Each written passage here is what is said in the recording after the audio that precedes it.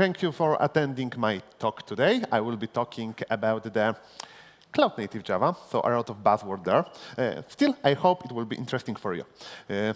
Some introduction. I'm starting very fast because I have plane to Prague just after this presentation. So, OK, I'm Artur Skowroński. I'm a head of Java Kotlin development in the VirtusLab company in Poland.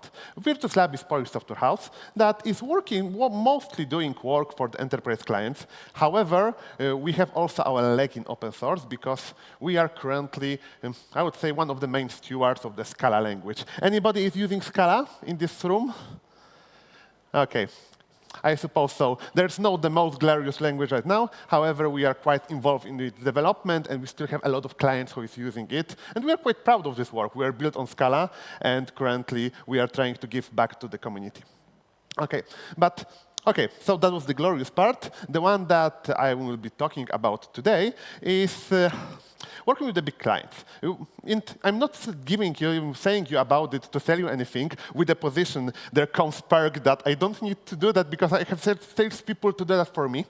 However, I have a lot of discussion, a lot of conversation, and people tend to use the buzzwords, especially cloud-native buzzwords. And I see that most of them have something particularly different in mind when talking about it. Because there's a lot of the migration, digital transformation project. Because if somebody thinks that in 2023, late 2023, everybody is already in cloud, you are summer child. It's not that easy. OK, so as there is lack of clarity, in my opinion, what cloud-native Java is.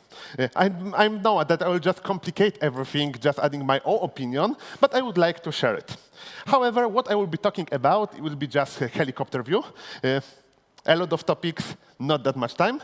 However, still, I will However, still, I will think that I would like to give you a bit bigger context, what is happening in the JVM community, especially in the runtime part. OK, one important information. This presentation is like a cut. It filled all the given space. So I have 35 minutes today. That's why I'm very quick. However, for example, I tend to tell it on the meetup when I'm able to say about it in 1.5 hours, because I like to go into the side topics. So I gotta go fast. So I would like to set some ground rules here. You can ask the question, because like I said, it will be simplified view, multiple topics. If something will be too simplified, just ask the question. And one important disclaimer, there will be memes inside. Their memes are not to offend anybody. Just one disclaimer here, just to make a little fun. OK, so getting to our main topic, whenever you put a cloud-native Java in the AWS and Amazon search, you will find just a lot of books. I suppose that this is just the tip of the iceberg, and I suppose a lot of authors of those are currently on this presentation, maybe on this presentation, but on this conference. So a lot was already said about cloud-native Java. So my next statement probably will be a bit controversial, because I would like to ask the question, is Java truly cloud-native? And what I would like to say, it is, but not for long. And currently, probably you will start, no, you don't have tomatoes, you don't have knives, so I'm quite safe. However, I would like to defend that statement. What I'm talking about, because currently, I'm saying that most of our clients, a lot of those are not in cloud yet, but most of the newly write Java code already is. So if everybody is deploying to cloud, so Java is probably cloud native, what I'm talking about. The keyword here is deployed to cloud. And as you have seen as the original Dilbert comics, there is a big difference between being deployed to cloud and being cloud native. Because too often I have seen the situation when somebody just compiled the jar, put it in the Docker image to the cloud, and job is done. It's time to just take something different. It's not that easy. So today, during that presentation, I'm mostly talking about both frameworks and standards, as well as runtime. However, frameworks and standards, it means Jakarta EE and microprofile. And I would feel like the total imposter talking to people on the EclipseCon about the technology they have written in the past. So I decided to just focus on the runtime part today. Still, I hope you will like it. OK, so if we are talking about the runtime, we need to start with the biggest part of it, so containerization. Because, whenever we talk about the cloud nativeness, a lot of people think, OK, we need to put that into container, into Docker, into Kubernetes. Even cloud native foundation itself, so I would say people who should be responsible for the term, they are very involved into the containerization. For example, they are stewards of the Kubernetes. And in this case, they are presenting just a bit more nuanced image. However, for example, whenever I see something a cloud-native Postgres, which means we just put Postgres into a container for you, for me, it's a bit oversimplification on the whole term. So I would like to talk a bit about how Java is put in the containers. And to do that, I get through the Docker official documentation. And this is interesting tidbit. Probably I wouldn't share that screen. However, I would like to point that in the official official Java Docker instruction, there is Temurin. So big congratulations for the Eclipse Foundation there. Still, what I would like to talk about. Even this official guide is just showing the partial picture. Because there is a lot of different flags we should tune just to make our Java application very performant in the containers. In the past, there was so well-known flag about that Java should be container-aware. It was, at the beginning, experimental, then switched, you need to turn it on. Currently, it's by default. So Java is aware that it's running in the containers.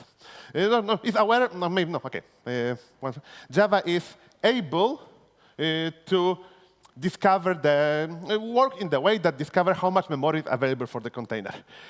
However, it's not enough, because Java, by itself, have a lot of different flags to set up, and those flags should be set up in a different way between shared ecosystem, like, for example, operating system, as well as in the comparison to how it should be served in the container, where, for example, this is just one application, so we are not sharing anything. And for example, this is a good example. We have this max RAM percentage flag. It's by default set to the 50%, because that's how Java should behave on the host system. We don't want our virtual machine to use everything that's available. However, in the container, if we are already aware how much memory there will be in the container, it should be probably greater number. So, tuning JVM is rather, it's something that is very important, but rather dangerous thing. So people, most of the time, not doing that. I know you are doing that, but I can prove that your friends are not. And I will use data for that. Because I really like industry reports. Because, like I said, everybody is working in its own bubble. So whenever we have opportunity to check how it's on statistically way works in the whole community, that gives me a lot of insight. And my favorite, in this case, is the New Relic report, the state of Java ecosystem, because in comparison to most of others, which use just declarative data, and everybody is saying that it's using Java properly, they are using real production data. Because New Relic works in the way that they are telemetry software that you need to install a Java agent to collect all of those, so they have access to a lot of production data. And based on that, they can count some averages. And averages about the use maximum percentage is that in 2023, just 9% of New Relic users have set it properly in the container. Now it's 1/3, so it's growing. Still, we are talking about New Relic users, so probably companies that are more aware than average about how Java should be set up in the cloud.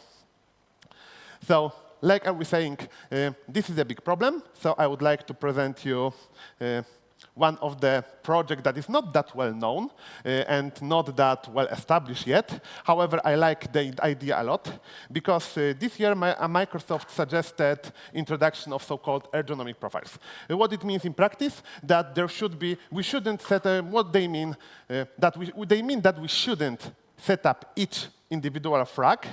We should set up the set of them, for example, for the containers, and it should be very easy to switch from host version to the container version just by single flag, and everything other should be set by default.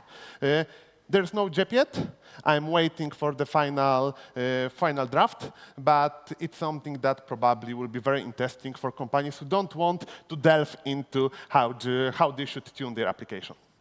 OK, but that was just Docker part. It was required as I said, being Docker is cloud native in head of many people. However, I now would like to go the step further, and I would like to talk about the cold start problem.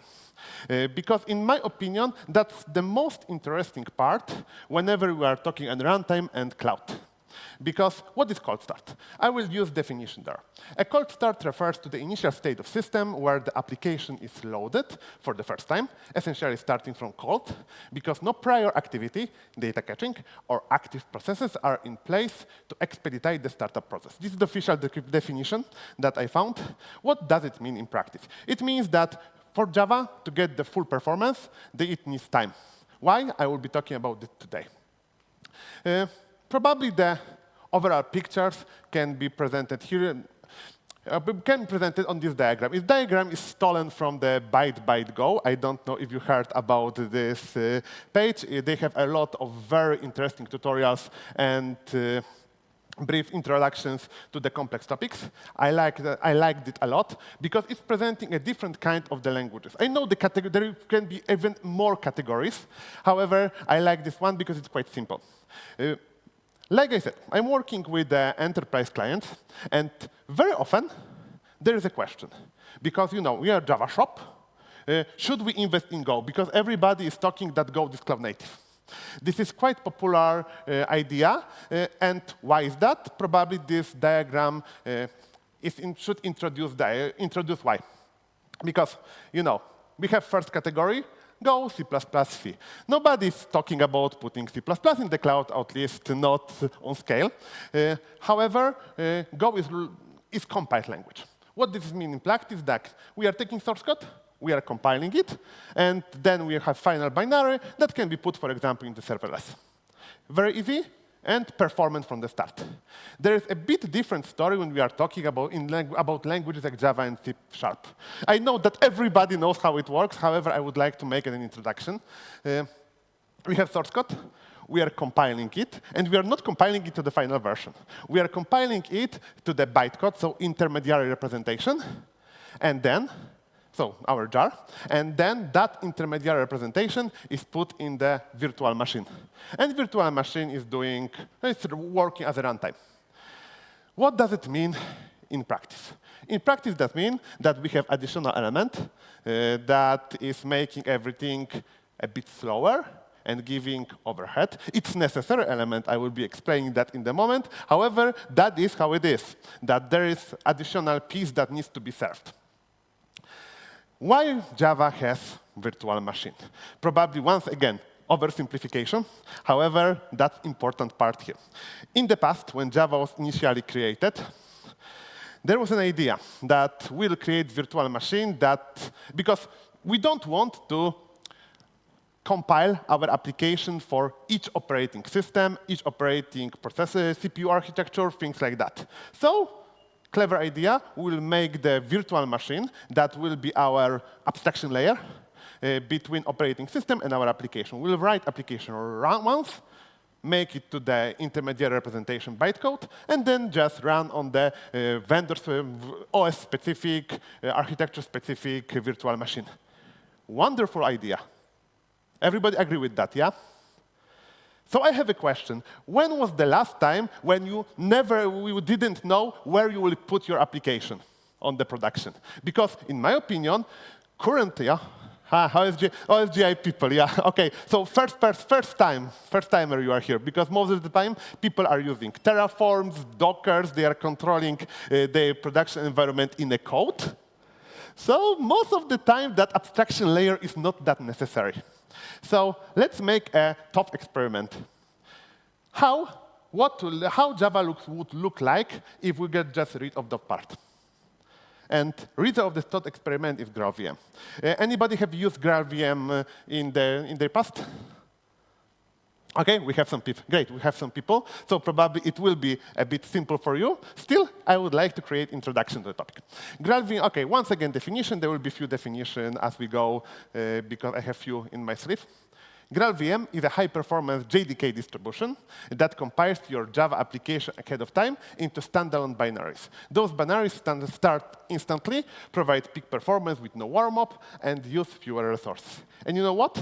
This is a definition from the official GraalVM page, and it's probably simplifying too much, in my opinion. Because in GraalVM, a lot more interesting things happen, and I would like to tell about them. Because, you know, GraalVM, holy grail of the virtual machines. Do you know from which movie that picture is, that GIF is? Indiana Jones, perfect. And I'm very sorry, there will be slight spoiler in the rest of the presentation. You have never seen the Last Crusade. It's a great movie. I will spoil it for you. But it's a 40-year-old movie, so I'm not that sorry. You know, and Darth Vader is the father of Luke Skywalker.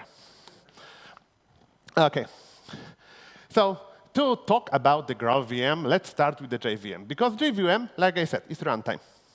And on this runtime, you can run multiple languages. You have Kotlin, you have Scala, you have Groovy, you have Cylon, you have Frege. There is languages, it's a lot. There's a lot of those languages. So on the one runtime, you can have different syntaxes and different approach to programming. GraalVM is a holy grail of the virtual machines, one to rule them all. The original idea is to become polyglottic virtual machine. That means that this is a virtual machine that should allow you to run any language. And you know, when they are doing exactly that. A bit cheating because they are using also LLVM, so there is additional runtime included. However, they just get to that promise. How it works inside, because that's an interesting topic. Here, you are seeing the diagram of the JVM. Like I said, one asset is simplified. However, it probably gives you the picture. We have JVM. In the JVM, this is bytecode interpreter. And after some time, when Java already know how your application runs, how it behaves in the production, just-in-time compiler starts.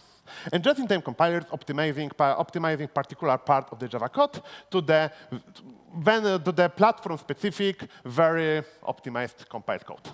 That's how just-in-time compiler looks like. They are taking into account how applications really behave, not only how it was written. For example, if for the given method there's always past null, so probably it's not worth to making it multi-parametrical, things like that. So this is very clever piece of software.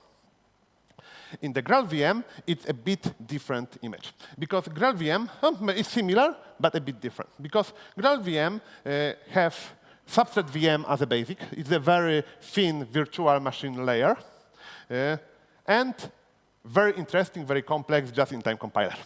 And this just-in-time compiler is initially there's Java version, but not only, because you can have also version for different languages. It's Python, it's Ruby, it's C++, it's JavaScript, a lot of those. And the main reason why it's interesting is the fact that in the GraalVM, due to GraalVM, you are able to use all those languages in a single application. Because GraalVM just-in-time compiler is designed in the way that you can create additional, by the framework called Truffle, you can create implementation of async syntax tree of the particular languages. And thanks to that, for example, in the single application, you can have code written in Ruby, code written in Java, code written in Python, and just GraalVM is able to cope with that. Probably the most interesting twist is the fact that this can be included as a jar to the application, and you can have there is a whole implementation of Java language written in the truffle called Espresso. So, for example, you can have Java 11 run by Java 8. So if somebody cannot, don't have agreement to put that Java, for example, Java 21 to production, it's possible to do that with truffle. OK, so this is GraalVM. Why is it useful? Because, currently, like I said, most of our application in cloud is made in the way that we have Kubernetes. And Kubernetes is running container. And this container, there is JVM, and there is our application. As we already agreed, if we have container, we know what runtime it is. So probably, we can just get rid of that part. And now, we can have just our application compiled by the GraalVM, because interesting twist is the fact that as those GraalVM compiler can be run outside the virtual machine. That's why I don't like the original definition that this is JDK distribution, because GraalVM can be run outside before you even start application and optimize your code. So we can do all that optimization if we know what will be the target platform before we run application. This way, we can have our application and subset VM, that thin layer, just run directly on the Kubernetes in container. Of course, OK, maybe not. Maybe one tidbit there. In the past, there was quite intervened connection between the GraalVM and the JDK. Currently, we are able. There is effort since like the last Java 1. There is effort to merge those two together: GraalVM Community Edition and JDK. Thanks to that, we will be able to use it in an easier way than it was in the past, in the most approachable license, because that's also important part when we are talking about the GraalVM. And the project is called Galahad. If somebody is very into Arturian myths, I love the reference, because Galahad was the Artur knight who brought GraalVM. No, brought Graal. So as I'm Artur, I like the reference a lot. OK. There is one last thing when we will be talking about the GraalVM by itself, because we'll be talking about its problems as well. For now, is just this funny part. I said that community edition of GraalVM will be merged into JDK, but there was also for years enterprise edition. And enterprise edition and community edition have a lot of difference. Enterprise edition is blazing fast in the comparison to community edition. For years, it was just enterprise project by Oracle. This year, they decided to publish it on the quite similar license to what is already used for the Oracle JDK. In practice, it means that we should be able to use it on production, at least for the LTS version. However, it is so complex and so hard to assess that no lawyer in Poland wanted to even talk with me about it. Fortunately, on the EclipseCon, I found the lawyer who agreed to discuss the topic. So thank you, Laura. On this conference, because I wanted to suggest it to clients, and currently it's not possible. Yeah, exactly. This is so complex and so not well-defined that a lot of work is needed, probably. There's one twist. You can do it probably freely if you are using Oracle Cloud, because the license is created in the way that if you are using Oracle Cloud, you should be safe. OK, well, should be safe. This is not the legal advice. OK. So I'm talking about the Holy GraalVM here, but as we probably know, there is no Holy Grails. There are always trade-offs. That's the spoiler for the Indiana Jones. So what are the trade-offs of the GraalVM? The fact that this is a different platform. This is not standard JVM. Because standard JVM, apart of those blocks I have already shown you, there is also class path. For example, there's different components, there's class path. What is class path? Everybody probably know, but the class path, just to the clearance of the picture, is to provide dynamic capabilities to Java. So even after you compile your program, your application, you are able to just add their additional classes. And this is something that is not available in the GraalVM, because in GraalVM is working under the closed word assumption. Everything that will be used in the production needs to be in the final package. And that's the big problem, because for the very simple application, that's probably not that big hiccup. However, there are some features of JDK, of Java language, more Java language than JDK, that are using they are using class path elf. We have class loader load class for example, that is used, for example, for loading drivers, method handle, proxy, or reflection. Reflection is also using dynamic capabilities of Java a lot. So it's kind of hard to just easily migrate all the Java application to the GraalVM, because they are trying to help us with that. Like I said, our GraalVM is working under the closed word assumption. And in practice, it means that they are removing all the classes they don't find direct reference in the code. So reflection has a hard time. There is options to resolve that problem. You can possibly provide a whitelist of the classes that should be preserved. However, you need to provide that whitelist. Often, you don't know it. So there are two solutions for that problem. The first one is tracing agent. So you can run GraalVM application in the production mode, JDK mode, just to check what classes will be used, and that list will be provided for you. The other interesting approach is reachability metadata repository, so special community-driven effort to just create repository of such a whitelist. Still, for many applications, it will be a problem. It's not something that is not unsolvable. For example, Spring, that is well known for heavily using reflection, it is able to cope with that problem. And last year, there was published version of Spring that can run on the Spring native. Still, it's not something that is this is not something that you can easily implement, and you need to put some work in that. So, not an option for many applications. OK, so if GraalVM, so the whole different runtime, because GraalVM should be treated, is not enough, maybe we can have more surgical feature. And one of those is so-called AppCDS. AppCDS, so application class data sharing, its goal is to improve startup at footprint, once again, called start, extend the existing class data sharing, CDS feature to allow application classes to be placed in the shared archive. What does it mean in practice? Once again, my diagram. You probably already recognize that picture, because class path. Problem with class path, yet another. Problem with class path is that generating the class path is slow. At least from the start of the virtual machine perspective, because it can be hierarchical. You need to build it, you need to compile it, a lot of work.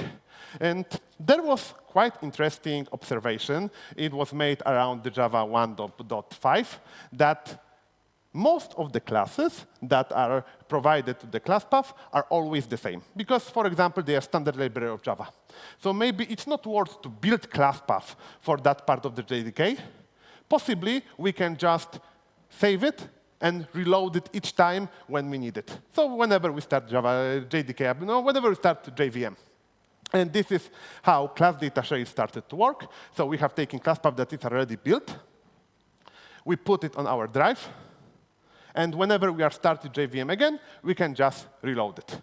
Application class data sharing is a feature that was introduced around the Java 11, if I remember correctly, that allow us to do exactly the same with our own classes. For the time being, initially, it was promoted as the option to work in the performant way with the serverless application. So this is an interesting feature. However, it's just the class path. Maybe, as this is just the class path, we can go even more. Caching is an interesting idea. We're doing it everywhere. Maybe we can cache something more. Ladies and gentlemen, Project CRaC. And Project CRaC is not what are you thinking right now, because Project CRaC is Project Coordinated Restore at Checkpoint. and how it works in the practice. Once again, definition. The CRaC project researches coordination of Java programs with mechanism to checkpoint a Java instance while it is still executing. Restoring from the image could be a solution to some of the problems with the startup and warm-up times. Once again, startup, warm-up. As you see, a lot of different Java projects that are coping with that one problem. How Project CRaC looks like. As you see, we have our, this time is no class path because we already resolved class path with the appcds. So we have our bytecode interpreter, we have our just-in-time compiler, we have our compiled code. As I mentioned before, just-in-time compiler is slow because it needs warm-up time. It needs, maybe not just-in-time compiler itself, however, putting class through just-in-time compiler is slow, as we need to have profiling of real production traffic just to be able to find the so-called hot paths. That's why, once again, the insight we have before, if most of our application that will be put in the cloud, for example, we have 10 instances of this exactly the same application, maybe it's not worth for each of them do exactly that work. And that's the original idea and probably original thing behind the Project CRaC. Do I have gamers there in the room? Anybody is playing games? Oh my God. So not that room. But I think you will still like the analogy. Because for the old consoles, there's software that is called emulator. And emulators have some interesting ideas. Because currently, if you have video games, they are using a lot of RAM. And there's safe functionality that you can preserve your state for the further playthrough. However, there is one caveat. For the current gen games, for example, they are using 16 GB of RAMs. You probably don't want to store everything on the hard drive just for the sake of the further restoring the state. So we are doing in a discrete way. You are looking for the minimal set of properties that will allow you to restore the whole environment. However, for the old consoles, it's not the case because old Super Nintendo, for example, had 1 megabyte of RAM. If something has 1 megabyte of RAM, just take it, store it on the drive, and restore whenever necessary. No finesse is needed there. And that's how Project CRaC is working like. Because what Project CRaC is doing is just taking that compiled code. We can define, OK, that application is ready. We compiled code through JIT. We just retrieve all the necessary data. We can put it on the hard drive, and whenever next instance, or the blob storage in the cloud, and whenever next version of the application will be run, we can simply restore it, or make it run. We can simply restore it without waiting for the whole JIT process to run. For example, it's currently implemented in the AWS Lambda. Last year, they announced it during re:Invent conference that the feature called SnapStart. And SnapStart is working in the way that it allows us to store the state of the Lambda at the end of the process of initialization. And then when we have another function run, it can just restore the whole application. There is one problem with that. Who knows what is possibly hiccup that can happen? Yep. You have to open titles or something. You have to connect to real-world resources. Yep, this is one problem, but you can handle that. Randomness. Maybe I will derm it. Because randomness is generated at the start of the application. Project CRaC cannot cope with that. There is secure random that is in the Amazon Corretto rewritten in the way that it will be working properly with Project CRaC, and it's working properly with Project CRaC. However, standard random will be always the same. So this is quite, there should be yet another Dilbert comics probably in this slide. So that's the problem with Project CRaC. Still very interesting idea. From the publicly available JDK, it's available in the Azure one, because Azure is one of the most, the original inventor of the idea. So they are introducing it in their Zulu. OK, we are starting to wrap up the whole thing. And as you have seen, a lot of different projects. Each of those was focused on the warm-up, startup, and other things. In the past, they were pieces of puzzle that were not connected. So clever people in the JVM space decided to join them together and create abstraction that will allow us to reason about. And this is Project Leyden. Project Leyden is the primary goal of Project Leyden is to improve the startup time, time to peak performance, and footprint of Java programs. I probably should replace all the definition I had till now with that one, and it will stick. Seminal document for the Project Leyden is created by Mark Reinhold, and it's called Selectively Shifting and Constraining Computation. I think it was initially created like that for nobody to read it. However, it's a very interesting paper because it's the insight, probably the most interesting insight it provides is that JDK is there's no single way to run Java application, so we should not create one-fits-all runtime. So it split JDK runtime phase of the JDK, I don't know how to call it, into 4 different stages. The first is compile time. The next one is class data sharing time. We are talking about it today. There is linking, there is runtime. And all those things we are talking about today, they were introduced as the blocks here. So, for example, if we have application that we want to have the peak performance from the very beginning, we can just put it through the ahead-of-time compilation and call it a day. However, for the standard Java application, we can take code, put it not from the ahead-of-time compilation, but create interpreted bytecode. This is standard Java application that uses class path. Then run it, put it through JIT, and we finally will have compiled code. It's totally viable option for the many applications. Project Leyden introduced, like I said, abstraction for that and proper naming. Each of those projects we was talking about today are now called condensers. So this is and GraalVM, after introduction to the JDK, is already said to be one of them.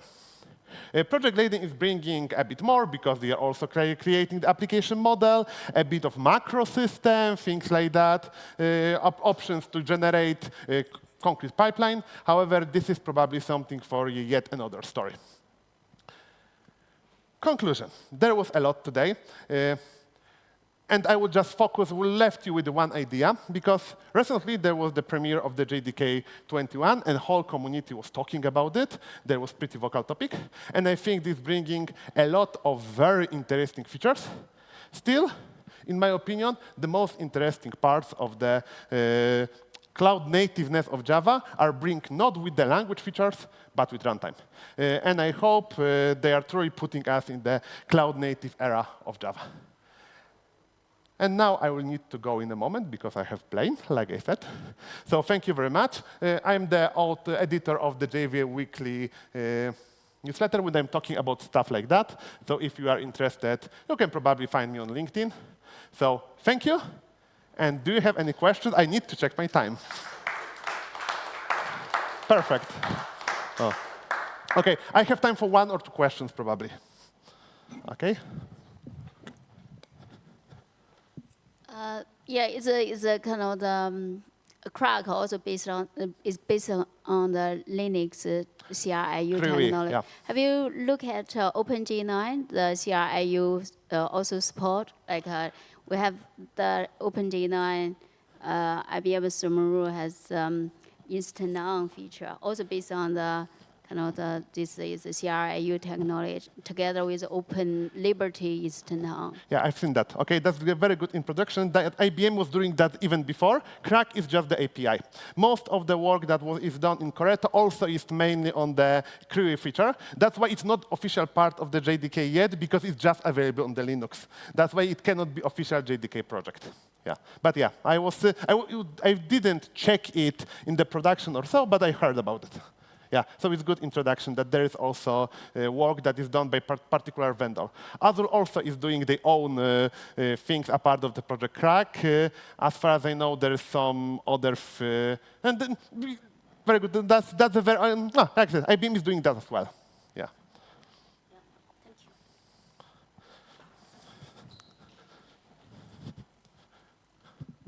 you. Thank you for the presentation. I think it was a really good introduction of GraalVM.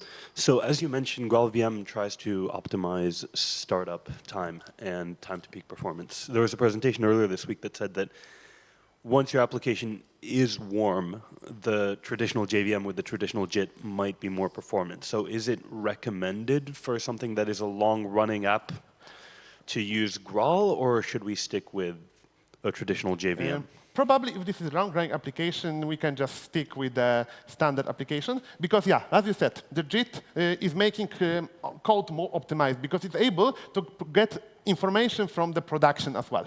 Because what Graal can do when doing ahead-of-time compilation, they can just only rely on the code shape that is static. JIT is also bringing dynamic information to that.